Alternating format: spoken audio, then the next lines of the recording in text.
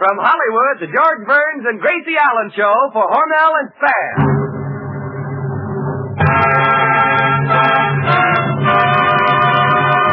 Crazy people.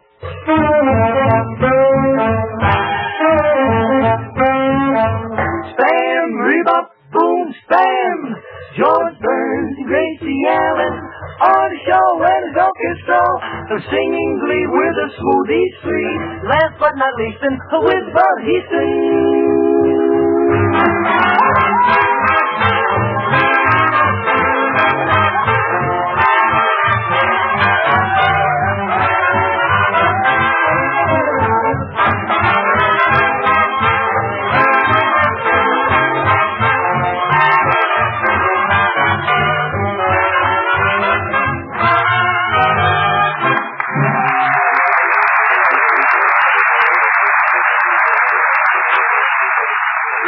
Burns and Allen night again at your house, and yours sincerely has another helpful hint for housewives. Here's a suggestion for a one-plate meal that's quick to get, economical to use, grand to eat. Serve a hot sandwich. Just open a can of Spam, S-P-A-M. Put slices of this tender, juicy meat on toast, then slice tomato, Bermuda onion, or sweet pickle. Cover with thin slices of cheese and pop into the oven until the cheese melts, and there's your one-plate meal that really makes a hit. Everybody likes the meaty, taste-tempting flavor of Spam. You like a hot sandwich because it's so easy to serve and does a grand job of pleasing even the huskiest appetite. Get a can or two of Spam when you shop tomorrow and surprise your family with a hot sandwich. Then try the other recipes on the label of the Spam can. You'll discover that cold or hot, Spam hits the spot.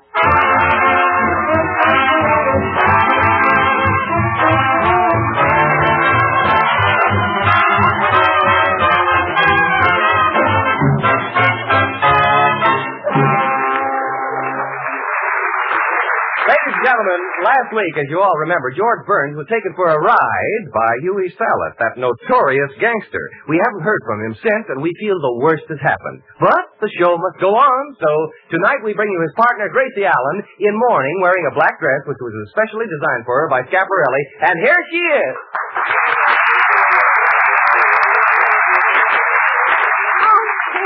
It's simply awful. I just can't stand it. Yes, it is. Every time I look at this black dress, I just can't stand it. Because George is gone? No, last night I saw a girl wearing a dress just like it. Well, Gracie, if you think you have troubles, I wonder what that gangster could have done to George. Well, maybe he threw George in the river, and right now he's starving to death. If you're in a river, you drown. You don't starve to death. The Los Angeles River? Maybe he wasn't killed, though. Well, if he wasn't killed, where can a guy disappear to for a whole week? Maybe he's watching a double feature. Well, I don't know. I did everything I could. I was out with the chief of police every night until I couldn't keep my eyes open. You were, huh? Oh, boy, can he dance. Well, I'm certainly going to miss George. He was a great guy to work for. Oh, that's right, Artie. He was good to his folks. He never turned down a friend. Yep, and even though he yelled once in a while, he was the salt of the earth. He was kind, considerate, lovable. And so generous. Look, why don't we quit lying to each other? Yeah, wasn't he cheap? Now, look, I don't think it's nice of you boys to pan George before me. That's right. I've known him the longest, and I should pan him first. Yeah, what did you remember the time he found a box of corn plasters? Yeah, and then he went out and bought a pair of tight shoes. Gosh, remember how he used to go over to his house and he'd play the Victrola for hours? Yeah. He was, until we ran out of nickels. Yeah. Oh, I don't know. He wasn't so cheap at that. For my birthday, he bought me a fur neck piece. It was real fox. Silver? No, terrier. That's Poopsie, all right. Fox terrier. Yeah, when I told my friends I was putting on the dog, I wasn't kidding.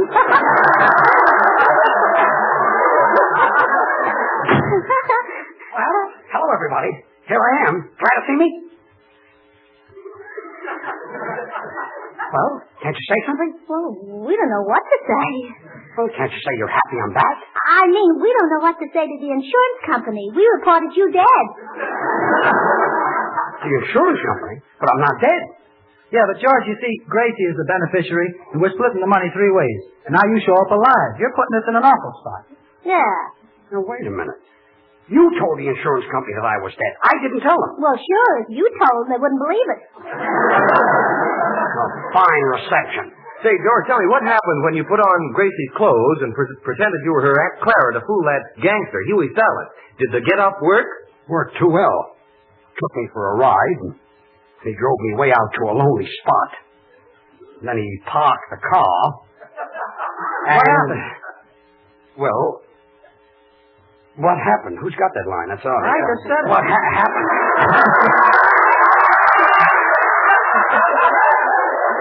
Well, I walked home, and I've got a TL for you later. Well, George, it doesn't take a week to walk home from a parked car. It does when it's parked in Albuquerque. Why didn't you try to hitchhike a ride like Claudette Colbert did, and it happened one night? That's just what I did. I saw a car coming, and I got out in the middle of the road, and I picked up my skirts and showed my legs, and what do you think happened? Well, with your bow legs, the car probably drove right through. How do you like that? Couldn't hitchhike a ride, and here I've got a $3,000 car in my garage. 2,000. 2,000. Yeah, that's all Bud could get on it. Bud, as soon as you thought I was gone, you sold my beautiful yellow car? Well, now, don't feel that way about it, George. Out of respect to you, before I sold it, I had it painted black. Well, I can see that everybody around here was certainly grieving over me. You said it, George. I was so unhappy that for 2 nights I forgot to wind your watch. My watch? Gracie, you've got no right to give my things away. Well, how did we know that Mr. Burns, if you'll allow a sound man to add a word of humble appreciation, I would like to take this opportunity to thank you for the gift of your library. My library? Gracie, you gave him my whole library? Yes, both books. Well, I hope you enjoy them, sound man. Mr. Burns, I'm counting the hours until I can start reading them. Just think. Tom Swift and his electric flying machine and the Bodsey twins at Spruce Lake. Yeah, well, you people may not worry about me, but I don't care. I know someone who loves me. My mother. I can see her right now standing in the window waiting for me. And do you know why she's standing there? Well, she has to. We sold all the furniture.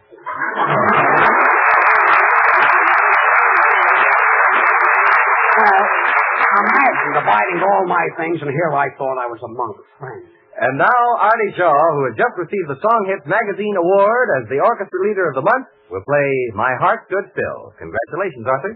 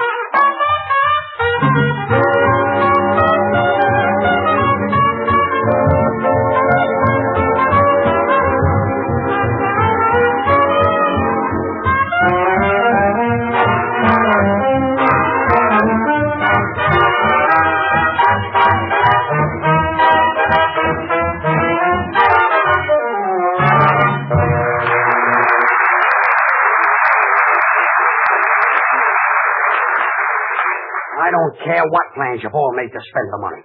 Life insurance isn't payable until you're dead, and I'm not dead. But, George, nobody will know the difference. Those ridiculous suggestions you make. Supposing they do find my hat in the river. That won't mean anything. Well, it will if you've got it on. Well, I'm not going to do it. Oh. Look, George, why do you want to live?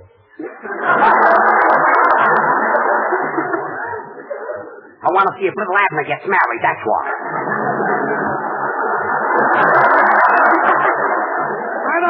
I don't know what you're complaining about, Artie. With your salary, I could buy myself a new suit every day. That's what I'm complaining about. You do. Oh, say, we forgot to tell George the insurance adjuster will be up here any minute now. We've got to think of a plausible story to tell him. Let me get you people straight. Senor Burns. If you think, Senor Burns, for 1 minute that I'm going to do it... Oopsie, stop. Stop with that oopsie. We can tell I can get mad, you know what? we can tell the insurance man you died like my uncle from the weasels. The weasel? See, it's measles. How could your uncle die from the weasel? he was crossing the railroad track and he didn't hear the weasels.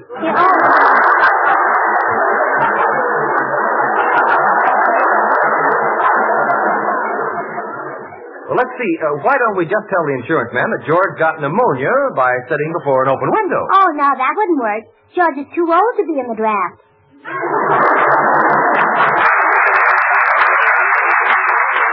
Now, look, I made one mistake last week, and I'm... Oh, boy. Gracie, answer that. Hello, Stan's Meatheart, Gracie Allen speaking.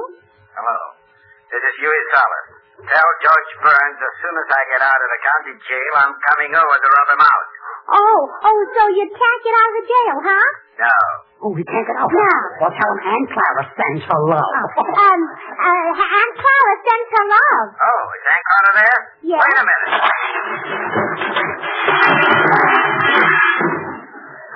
Tell Ducky I'll be right over. You mean he broke out? Oh, don't look now, Ducky, but your goose is cooked. Oh.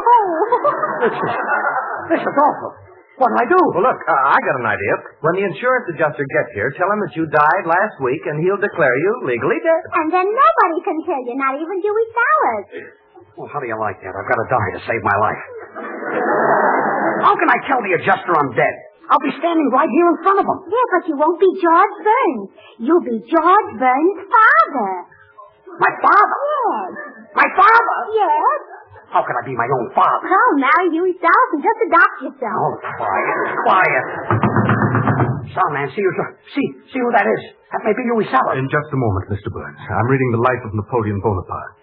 It's only 16,000 pages. It won't take long. See if that gangster is outside. It won't take long. What's your idea of a short story? The life of George Burns. See if that's Dewey Salas. It isn't. Oh, good. Let him in. Good evening. My name is Stebbins. I'm from the insurance company, and George Burns is dead. Say, wait a minute, mister. You resemble George Burns. Oh, why shouldn't I? I'm George Burns' father. Yes. A man of your age, George Burns' father? Well, that's hard to believe. Well, thanks. But I guess it's possible. Maybe you got married late in life. If I were alive, I'd tell this guy something. I just can't get over Mr. Burns' resemblance to his son, George. Well, after all, like father, like son. He has my blood. I knew somebody must have had it. Well, you see, we're exactly alike. George was a handsome lad. He got his eyes for me. And he got that cute little nose for me. And he got those pretty little ears for me. And he got his teeth from Dr. Cowan. He did not. Poor George. I don't know where he went, but wherever he went, I hope he took a lot of Spam along with him. Spam? Where George is? Well, Artie, see, Spam doesn't need any refrigeration. Well, cold or hot, we got it in the spot. You see, our company has to be very careful on matters like this, but of course, if you're sure that he died... Well, sure we're sure. I remember how surprised we were at the time. Dying was the last thing we thought he'd do. Well, that's life, I guess. You know what happens when your number is called? Yeah, you holler screen up. It's a mistake, man. We Never mind. Forget the whole thing. Well, I guess everything's all right. You'll have to forgive me for asking those questions. We have to watch out for fraud, you know. fraud? Yes, like trying to collect insurance under false pretenses. Well, anyway, now that Mr. Burns is dead, what do we get? $20,000. Well, assuming that George is not dead, does anybody get anything? Yes, he gets 20 years. John and I get into more trouble than John Barrymore. Well, there's just one more little thing before we pay out any money. We must be certain that the insured person is not living. Now, the simplest way is to view the body, and I know a corpse when I see one. Well, this is going far enough. I'm George Burns. The check will be in the mail in the morning.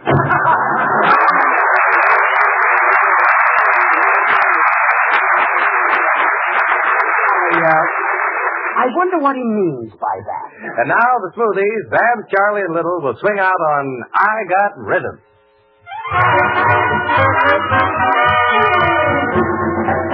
I got rhythm, I got music, I got my gal who could ask for anything more.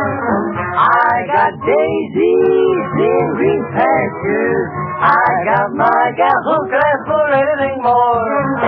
Oh, man, trouble, I don't mind him, you won't find him around my door. I got starlight, I got sweet dreams, I got my gal who could ask for anything more. Who could ask for anything more? I got the rhythm, I got the rhythm. Never feel low down, I got the rhythm that I'll strut on down. I got the music, I got the music. I'm on the street with the rhythm. It's the sunny side of the street. Days can be sunny with never a sigh. Don't need what money can buy. Birds in the trees sing their day full of song. Why shouldn't we sing along? I'm chipper all the day, heavy with my lot. How do I get that way? Look at what I've got. I got the rhythm. I got the rhythm. I got rhythm. I got music. I got my gal who could ask for anything more. I've got daisies in green pastures. I got my gal who could ask for anything more. Home and trouble, I don't mind him. You won't find him round my door. I got the rhythm, rhythm. I got the rhythm, rhythm. I got starlight. I got sweet dreams. I got my gal who could ask for anything more. I got the rhythm, rhythm. I got the rhythm, rhythm. Who could ask for anything more?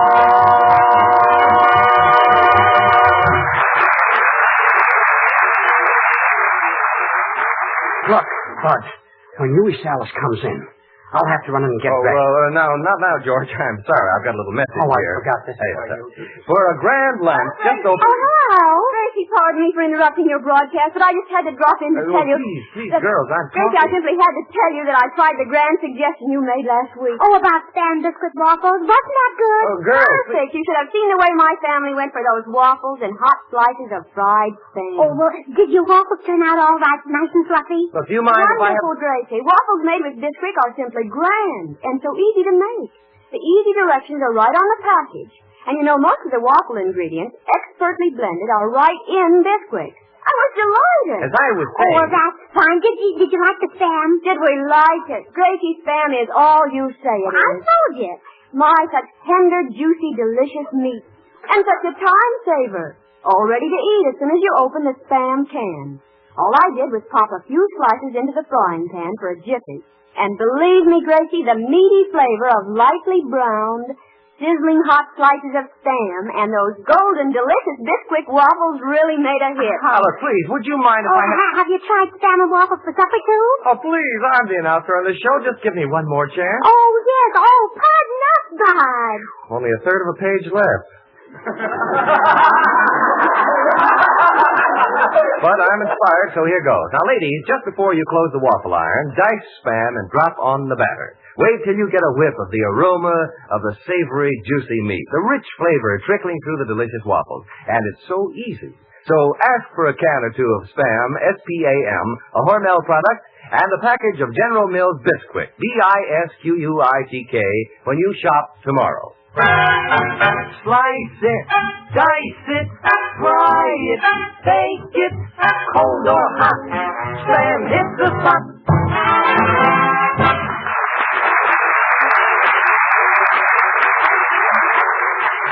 Say, where's George?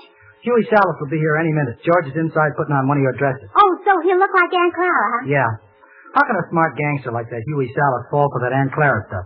George with that face that needs a shave and those hairy arms and false teeth and a cigar stuck in his mouth. Where can you find a woman that looks like that? On the Bob Hope Show. Now, look, we got George into this mess, and it's up to us to get him out of it. Oh, I've got an idea. Huey Salas wouldn't like Aunt Clara if he knew that she had a baby. Baby? But she hasn't got a baby. Yes, she has. Who? You. Me? Yeah? If I'm a baby, how can I play Clarence? Oh, put a nipple on the end of it. Aunt Clara, Huey Salas, why must I get into this triangle? Well, babies always get into triangles, if you know what I mean. Okay, but my heart won't be in it. Oh, look! Here comes Aunt Clara.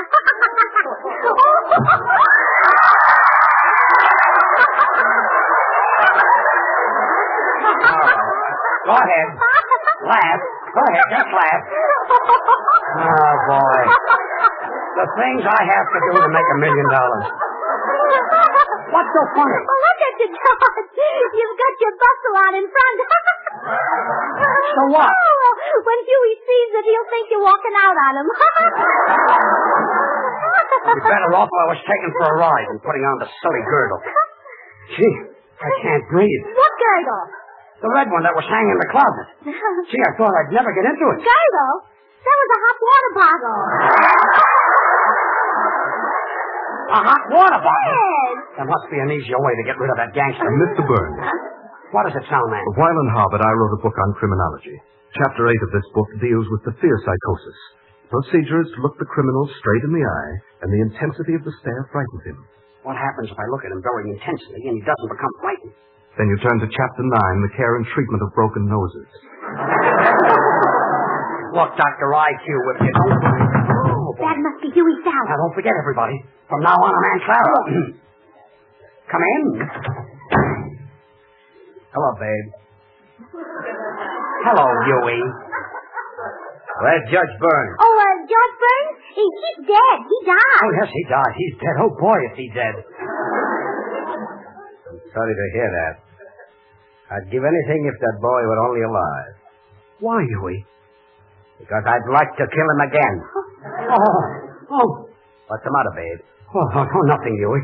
When I see you, my blood begins to boil. Babe, that's love. No. Nah, that's the hot water bottle. Gracie, please. Babe, come over here and sit down on Huey's lap. No. Come here. No. Come here. I'm coming, Huey. Look what I got for you, babe. Some jewelry. For me? Why, it's beautiful. It's gorgeous. Well, what is it? A pair of brass knuckles with a diamond in it. Brass knuckles with a diamond in it? It belonged to my mother.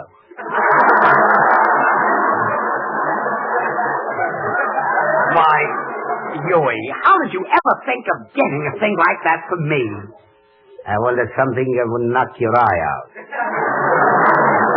Oh, you shouldn't have done it, Huey. You deserve nice things. Why, you're pretty hardy-dardy dame, you He know. may be hardy, but he'll never see Hardy again. She's just jealous. Aunt Clara, you mean now you're going to be a gangster's mule? Senor, it's not mule. You mean Mal. Mule. No.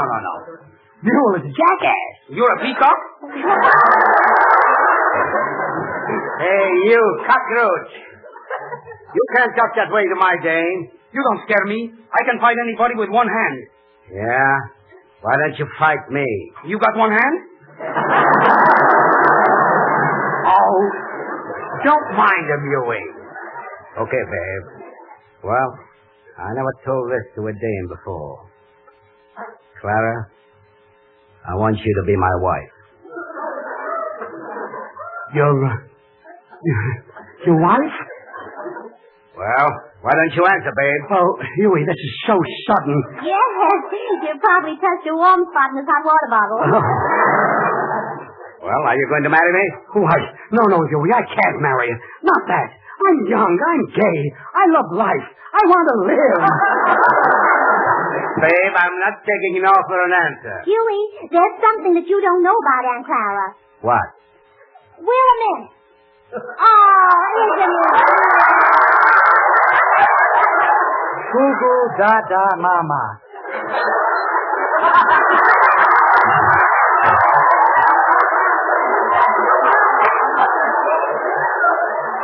What's that? Well, that's Aunt Clara's baby. Well, that's something Aunt Clara didn't know either. Uggle, gobble, gobble. Clara, is that your baby? Yes, Huey. Where's the father? Well, he got killed playing piggyback with the baby. How? He fell off the baby's back. Uggle, gobble, gobble.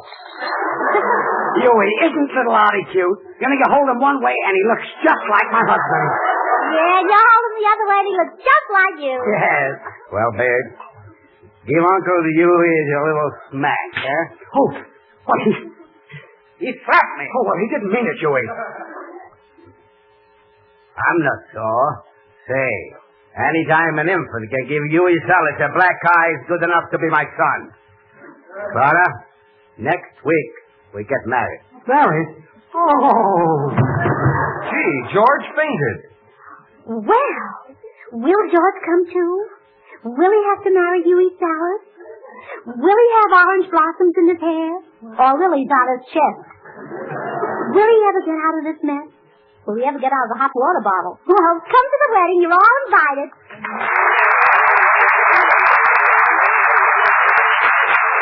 Friends, I know you will like Spam and Waffles. Just as the young lady told Gracie Allen earlier in the program how much she enjoyed Spam and Waffles, this new breakfast or supper combination is a real taste surprise. And so easy. While the waffles are browning, open a can of Spam, cut off thin slices, and fry quickly in a hot pan. Or dice Spam and drop on the batter just before you close the waffle iron. The juicy, meaty flavor of Spam adds a satisfying goodness to this appetite-appealing meal of Spam and Waffles. Try it tomorrow. Just remember to ask your food dealer for Spam, the meat of many uses. Be with us again next Monday night, same time, same station, for another George Burns and Gracie Allen show with Artie Shaw and his orchestra and the Smoothies. Until then, this is Bud Easton reminding you to remember that cold or hot, Spam hits the spot. This is the National Broadcasting Company.